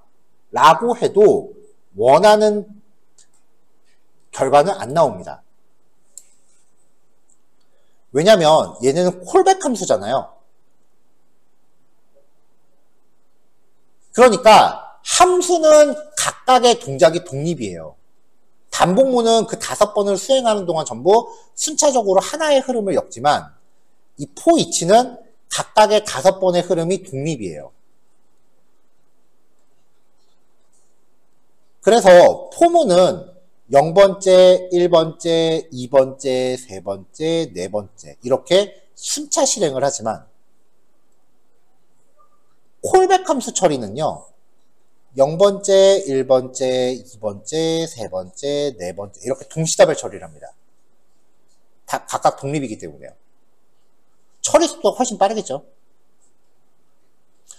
함수를 하나 중단하기 위해서 리턴을 해버리면 i가 3일 때 얘만 처리가 중단되는 거예요. 나머지는 그냥 다 해요. 그래서 얘 포이치는요. 중간에 중단을 못합니다. 그렇죠? 3번째에서만 중단하고 나머지는 다 실행을 해요. 그러면 중간에 중단해야 될 땐 어떻게 합니까? 이제부터 소개해드리는 게 이 포이치와 문법 구성이 비슷한데 탐색 유형은 저마다 다른 배열의 탐색 함수들이에요. 자바스크립트 기초과정에서는 절대 얘기 안 하는 기능들이에요. 포이치 자매품 썸입니다. 썸은요, 얘네들을 탐색하면서 콜백을 호출합니다. 근데 true를 리턴하는 순간 나머지 탐색을 중단합니다. 0, 1, 2, 3, 4인데 i가 3일 때 true를 리턴해요. 그럼 그 이후로 안 해요.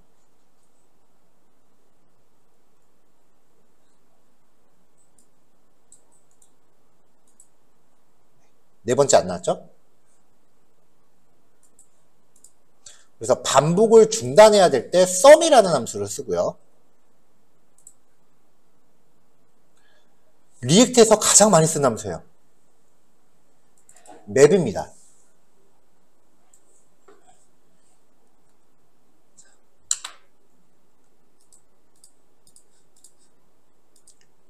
이 맵 함수는요.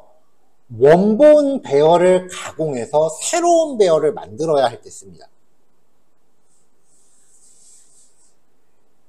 ALL4가 지금 요거잖아요. 원소가 5개죠. 그럼 헬로는 원본하고 개수가 똑같은 배열이에요. 얘가 헬로예요.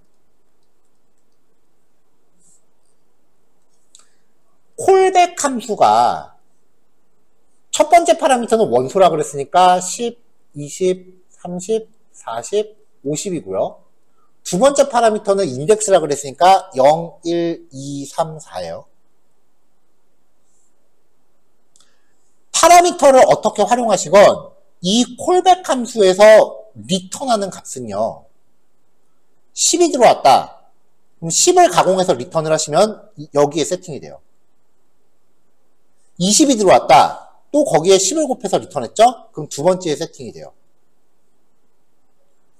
그러니까 이 맵 함수는 배열의 원소수만큼 반복을 하면서 여기서 리턴하는 걸 헬로라는 이름의 배열에 차곡차곡 쌓아줍니다. 여기부터는 진짜 이해고 뭐고 없어요. 그냥 외워야 돼요.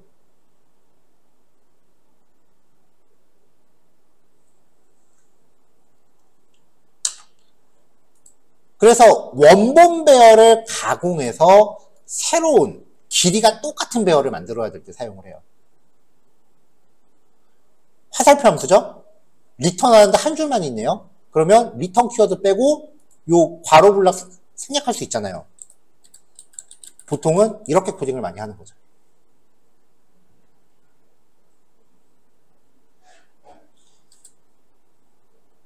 그러니까 이거를 내가 배열을 가공해서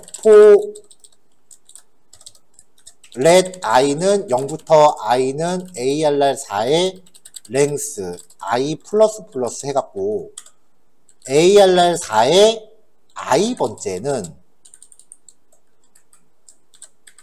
10을 곱해서 넣어라. 이런 반복문에만 익숙해져 있으시면 이 문법을 딱 봤을 때 하고 당황할 수밖에 없어요. 생전 처음 보는 표현이거든요.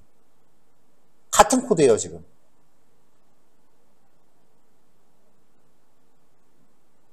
일반적인 웹페이지 자바스크립트는 이걸 많이 해요. 근데 리액트 가면 갑자기 너무나 당연하다는 듯이 모든 책이 이걸 쓰고 있어요. 그러니까 여기서 오는 갭을 못 좁히면은 리액트 적응이 안 돼요. 그래서 우리는 지금 여기서는 기능들을 쫙 나열해서 소개해 드리는 거고, 이제 이 이후에 HTML 작업할 때도 이런 스타일의 방법을 최대한 많이 쓸 거예요.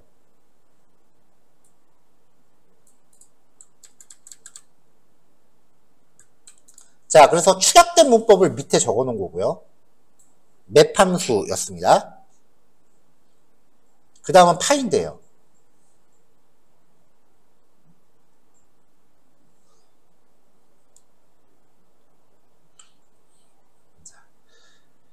요 배열에서 만약에 가장 첫 번째 나타나는 짝수를 찾고 싶다 라고 하면, 여기에서 가장 첫 번째 나타나는 짝수를 찾으세요 라고 하면은 우리는 지금 이렇게 코딩할 수밖에 없어요.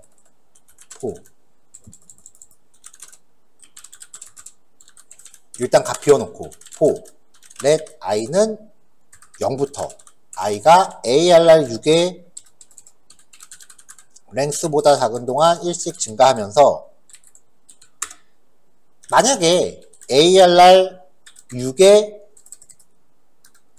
i번째가 2로 나눈 나머지가 0이라면 이 값을 find에다가 복사하고, 이제 찾았으니까 반복 중단. 이게 지금 우리가 할 수 있는 최선이에요. 가장 첫 번째 나타나는 짝수를 찾으세요 라고 하면.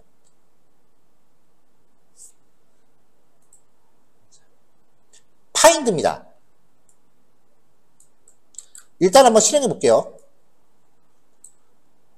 얘도 v하고 i 두 개 파라미터를 받습니다.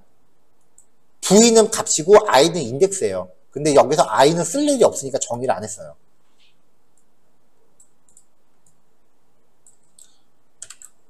자, v는 하고서 이제 출력한 게 배열의 원소들이 순서대로 들어오죠. 확인됐습니다. 이 안에서 v가 짝수일 때 true를 리턴하고 그렇지 않을 때 false를 리턴해라 라고 하면은 true를 리턴하는 순간에 값을 pound 원에다 저장해요.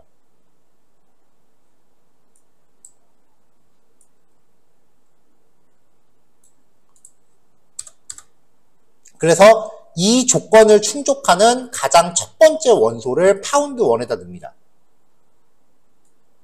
모든 짝수를 다 찾는 게 아닙니다. 첫 번째 짝수만 찾는 겁니다. 그러면 12까지 하고 나머지 안 나오죠.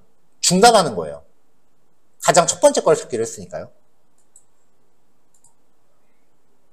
그래서 v를 우리가 원하는 조건에 충족하는지를 검사해서 true나 false를 리턴을 해요. 그리고 true를 리턴하는 순간에 배열의 탐색을 중단한다. 자, 근데 이거 코드 제가 중간중간에 설명을 좀 넣느라고 이렇게 짠 거죠. 실제로는 이것도 이제 ES6 스타일로 코딩하면 어떻게 추락되는지 한번 해볼게요. 주석 일단 제거하죠. 중간에 값을 출력할 필요 없잖아요. 실제로 실무 코딩할 때 출력도 제거할게요. 코드 작성할 때 어떤 조건이 충족되면 true, 그렇지 않은 false, 이런 코드는 굳이 if문을 만드실 필요가 없어요. 왜냐면은 자, v가 5일 때 이 조건 자체가 false죠. 그러면 v가 12일 때 이 조건 자체가 true죠. 12를 2로 나눈 나머지 0 맞잖아요. 조건이 참일 때 참을 리턴해라? 이거 자체가 참인데요. 우리 비교연산자 처음 배울 때 비교연산자도 일종의 연산이니까 비교연산도 변수에 담을 수 있다라고 얘기했었거든요. 이렇게 해도 된다고요. 그러면 V가 오면 K에는 fails가 대입되니까 return K. 이거 아니고요. 그 다음에 V가 12면 요 조건 결과, 요 연산 결과가 true니까 K에 true가 저장돼서 return true.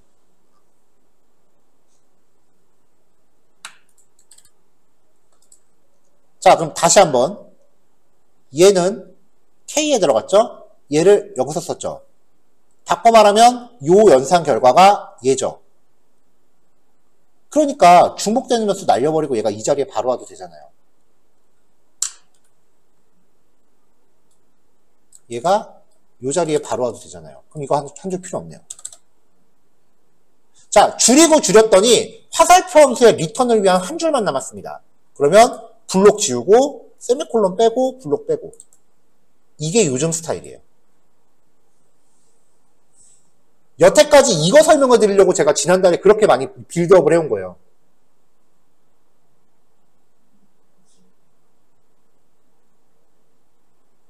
그러니까 어떻게 보면은 2개월차 수업이 그 한 2주차 지나고 이제 PPT 빠지기 시작하면서 내용이 좀 붕 뜬 내용처럼 느껴질 수 있으셨을 텐데 그게 지금까지 요 문법의 발전 과정을 보여드리기 위한 밑그림이었어요. 이걸 설명하는 자바스크립트 책이 없어요, 거의.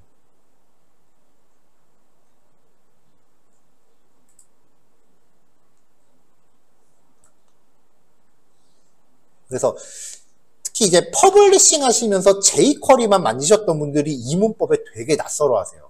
왜냐면 jQuery는 이런 거 생전 안 쓰거든요.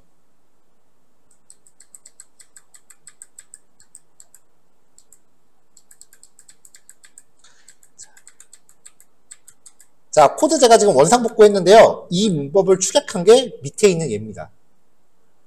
파인데요.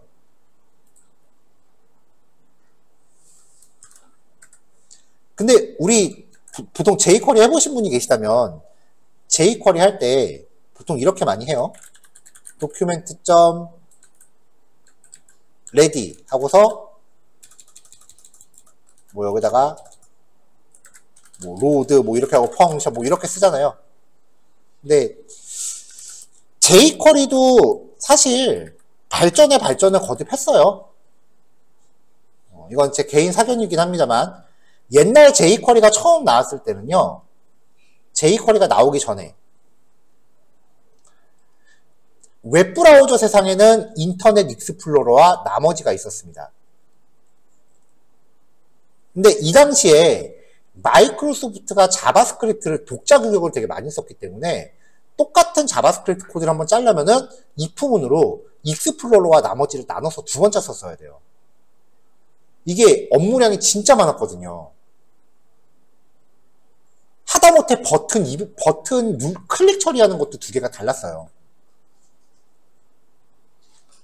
그래서 이제 여기에 지친 우리나라 초창기 퍼블리셔 분들은 다른 브라우저를 지원 안 하기 시작해요. 그냥 코드 익스플로러용만 짜기 시작을 했어요. 그게 우리나라 초창기 웹이에요. 익스 말고 딴 거 지원을 안 했죠. 이거를 나타나서 그 평정을 해준 게 jQuery예요. jQuery는 코드 한 방으로 내부에서 이거 두 개를 같이 처리해줬거든요. 신박하죠. 그것도 어떠한 되게 순진한 대학생 한 명이 자기 과제물로 만들어서 공짜로 푼 건데 jQuery 시작이 그거예요. 대학교 과제였어요. 근데 이게 시간이 흐르고 흘러서 웹 표준에 대한 이슈가 커지면서 익스플로러가 결국 꼬꾸라졌죠. 그러니까 jQuery가 이만큼의 기능을 갖고 있는데 그 중에 절반은 쓸모없는 게 돼버린 거예요. 이 상태에서 jQuery를 계속 고집한다라고 하는 거는 내가 내 하드디스크에 100메가치의 파일을 복사해놓고 50메가만 쓰는 거예요. 그러니까 jQuery는 무겁다는 얘기가 생겨요. 그리고 나서 이제 사람들은 jQuery에 관심을 버리고 다른 자바스크립트 기능을 쓰는 걸 이제 시작을 한 거죠. 그동안 jQuery는 놀고 있었을까요? 아니요. 최신 jQuery는 익스플로러 버렸어요. 물론 내부적인 처리 로직 방식이 요즘 스크립트에 비해서 다소 비효율적인 면이 있는 건 사실이기는 해요.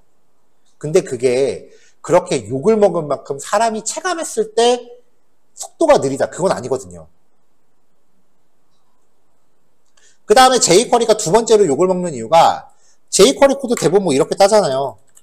펑션 한 다음에 뭐 이렇게 하고서 또 뭐가 들어간다고 하면은 $샵 btn 점 클릭 펑션 한 다음에 뭐 jQuery 해보신 분들은 이거 보시면 되고 처음 보시는 분들은 그냥 그러려니 하셔도 됩니다. 우린 이거 안 할 거니까요. 네. 뭐 이렇게 해서 뭐 여기 뭐 하잖아요. 그리고 여기서 $post 라고 해서 뭐 이렇게 뭐 여기 AJAX 처리하는 게 이렇게 들어가요. 이건데 jQuery도 이거 되거든요.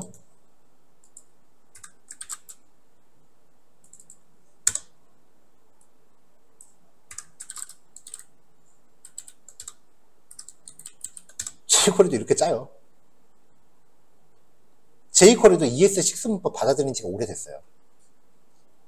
저는 요즘 저는 jQuery 자르면 이렇게 짜요, 실제로.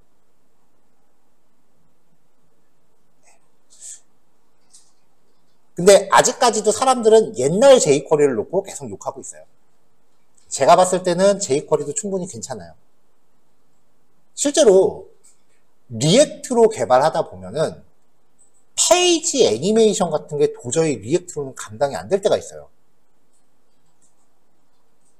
근데 전통적으로 jQuery는 그쪽 방면에 있어서는 굉장히 많은 스택을 쌓아왔잖아요. 플러그인 어마어마하잖아요. 그러면 이제 필살기가 나와요. 리액트에 jQuery를 갖다 붙여요. 실제로 쿠팡도 그렇게 개발했었다라고 꽤 오래전이긴 하지만 자바스크립트 컨퍼런스에서 발표를 했었고요. 저도 해보니까 괜찮더라고요. 리액트에 jQuery 붙이니까.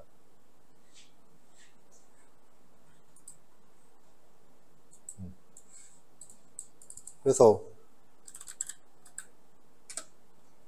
또 페이지 안 나오지.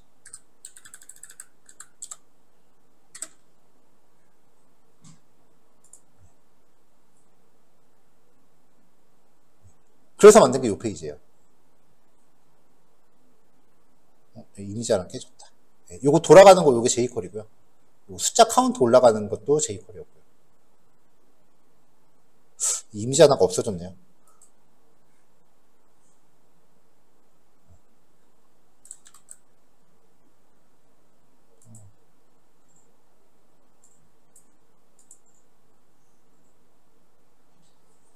여기 어딘가 보면 jQuery가 들어있습니다. 그래서 jQuery 너무 그렇게 미워하지 마세요. 아직까지는 잘 쓰고 있어요. 근데 요즘 jQuery는 이제 이런 거를 좀 받아들여야 되는 거죠. 자, 지금 배열 탐색 기능 좀 절반 정도 왔는데요. 14번 예제는 그냥 쭉 읽어보세요. 이거는 직접 실습 안 하셔도 돼요. 여기서 조금 힘줘서 기억하실 게 스플라이스예요. 15번은 직접 한번 실습을 해보셨으면 좋겠어요. 나머지는 다음 교시에 할게요. 5시 시간 조금 더 드리겠습니다. 5시 10분에 뵙겠습니다. 자, 그럼 나머지 내용들 볼게요. 자, 이번엔요, 배열에서 내가 원하는 항목들을 싹 다 추출하는 겁니다. 여기서는 이제 ARR8이라고 하는 배열에서요, 짝수만 골라볼게요. 요거를 골라내서 새로운 배열에 담을 거예요.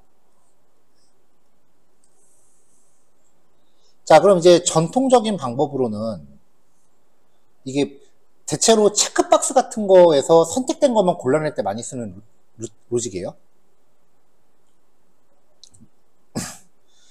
배열의 길이만큼 반복을 돌면서요, 원소가 짝수라면 이 원소를 D1에다 푸시, 아까 푸시 집어넣는 거였잖아요. 푸시합니다. 그러면 D1을 출력하면 여기는 짝수만 남아요. 이렇게요. 자, 이게 초급. 그 다음에 이제 아까 우리가 배열 탐색하는 for-each라는 기능을 배웠죠?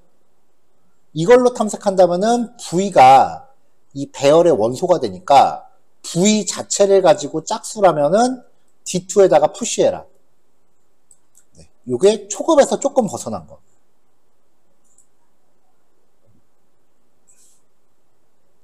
자, 우리가 걸러내는 거를 필터라고 부르잖아요. 자바스크립트의 필터 함수입니다. 배열이 갖고 있는 메서드고요. 여기선 펑션으로 콜백 함수 걸었네요. 마찬가지로 v는 배열의 원소고요. i는 인덱스입니다. 세 번째 파라미터는 별로 쓸 일이 없을 것 같긴 한데 배열의 원본이 계속 들어와요. 얘는 뭐 별로 쓸 일은 없고요. 필터 함수가 배열의 원소를 탐색해서 v로 원소를 넣어줘요. 5, 12, 8, 131, 44 이렇게 넣어줄 때 이 콜백 함수 안에서 true를 리턴하면 그때의 v가 D3에 차곡차곡 쌓입니다. 그러니까 내가 원하는 조건일 때 true를 리턴하시면 돼요. 이렇게 해서 D3를 체크해 보면 D3에 이렇게 내가 true를 리턴한 그 시점의 원소들만 저장이 돼 있어요. false가 리턴되면 그 v는 버려지는 거고요.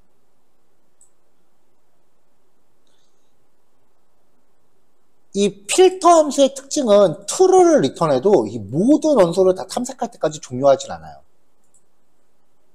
자, 이것도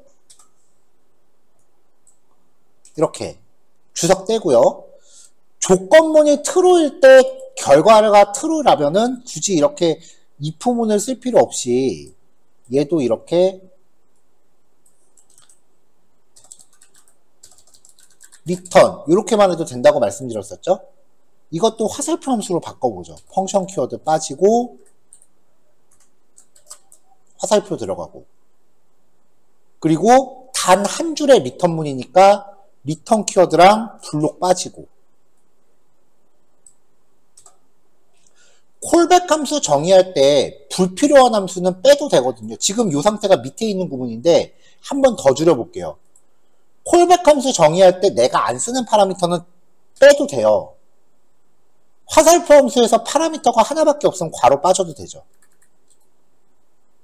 이렇게 문법이 극단적으로 줄어요.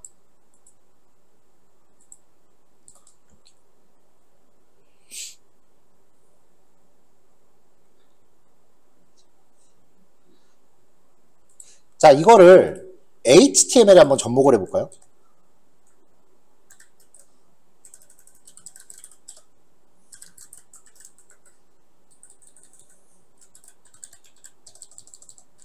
자, input 태그인데 클래스가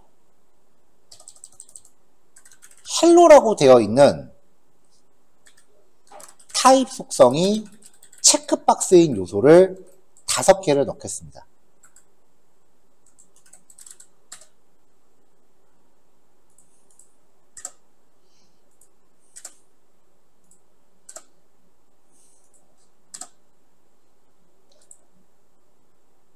각각의 밸류 값은 알파벳으로 넣을게요.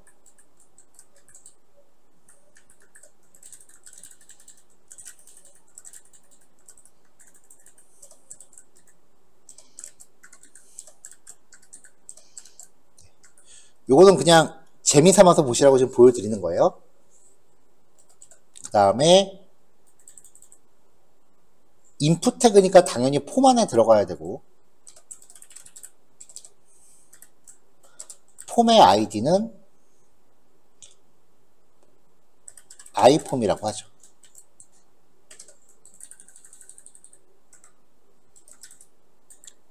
그 다음에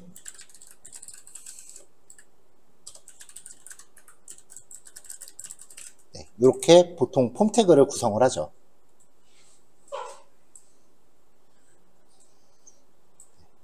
요거 뭐 체크하고 버튼 누르면 이제 서브밋이 발동을 하는 거죠. 여기에 이제 스크립트를 건다라고 하면 자, 요거는 이제 다음 주부터 진행을 할 거니까요. 지금은 그냥 흐름만 따라오세요. 일단 이 마이 폼 태그에 서브밋이 눌러졌을 때를 감지를 시켜야 돼요. document. 쿼리 셀렉터. 이 도큐멘트는 HTML 자체를 뜻하고요. 쿼리 셀렉터, CSS 셀렉터에 의해서 내가 원하는 걸 가져오는 기능이에요. 샵 마이 폼. 이렇게 하면은 이 폼 태그를 자바스크립트 안으로 끌고 들어옵니다. 이 마이 폼한테 서브밋 버튼이 눌렀을 때를 감지하라고 시켜요. 화살표 함수로 2 받고, 그러면 이제 서브밋 버튼이 눌러졌을 때 여기가 동작을 하는 거죠.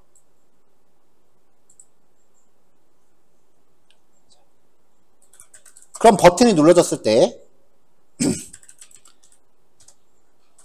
헬로는 도큐멘트 점 쿼리 셀렉터 점 헬로. 그럼 요 5개잖아요. 헬로라는 클래스를 다 가져온 거니까 이거를 배열로 바꿉니다.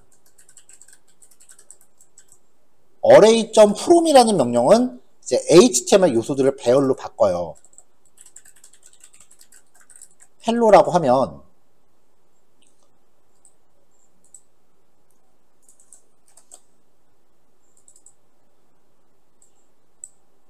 여기서 이제 결과 확인을 누르면은 첫 줄에 서브밋 못하게 prevent default.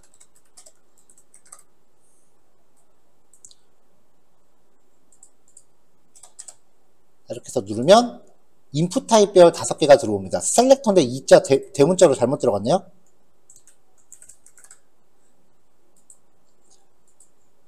자, 그럼 배열이 만들어졌고요.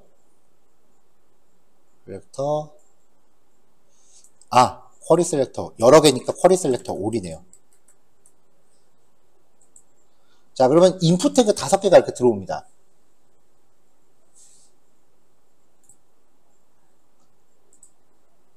여기서 선택된 항목만 찾아라 라고 하면은 대부분 이거 갖다 반복 돌려요. 체키드 된 거를 찾기 위해서. 근데 좀 전에 우리가 했던 거 콘스트 마이 추즈는 hello.filter v i인데 뭐 i는 필요 없으니까 v만 여기서 v의 체키드를 리턴합니다. 여기서 말하는 v는 체크박스 하나고요. 체키드라는 프로퍼티는 체크박스가 선택됐으면 true, 그렇지 않으면 false예요. 화살표 빼고요. 이렇게 하고 콘솔.log에 myChoose를 출력하면은 이 myChoose는 선택된 항목의 체크박스 배열이 돼요. 3개만 들어왔죠.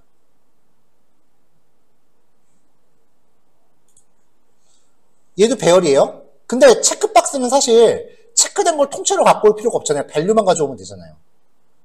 그래서 이 myChoose가 선택된 체크박스, 즉 HTML 태그 자체의 배열이라면 이걸 가공해서 밸류 값의 배열로 다시 만듭니다.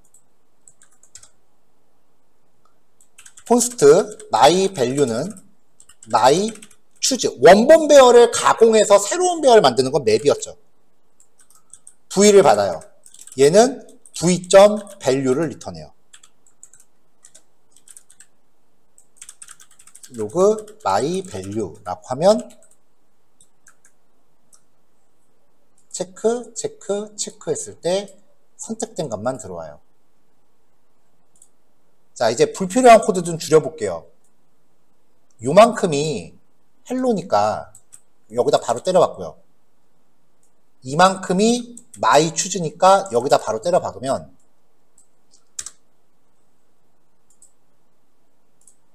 한 줄로 다 되는 거죠.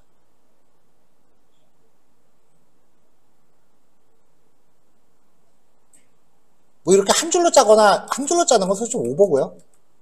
이렇게 중간중간에 나눠주셔도 상관없어요. 네. 이게 요즘 자바스크립트예요.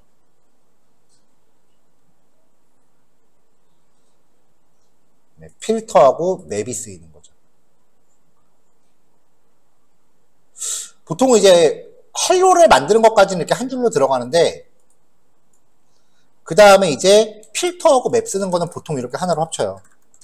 필터 결과를 바로 맵으로 걸러내라 라고 하면은 선택된 값만 이렇게 쪼로로 가져옵니다.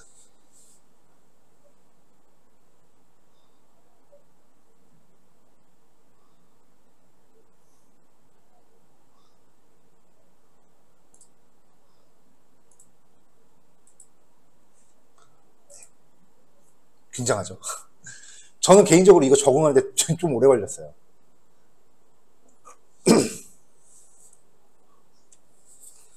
왜냐면은 예전 코드대로만 하면은 체크박스를 전부 예전 같으면 이렇게 했어요.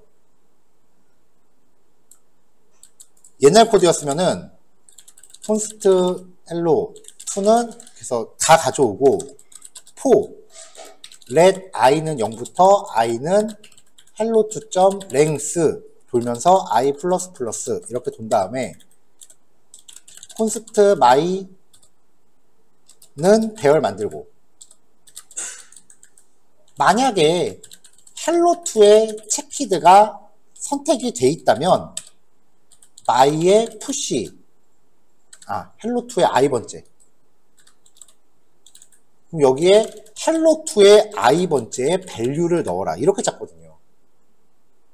이게 옛날 스타일 코드거든요.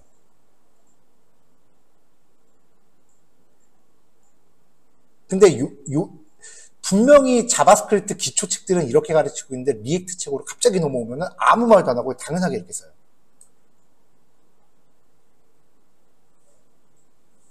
그래서 우리 이번 달의 목표가 이런 문법에 좀 익숙해지는 거예요.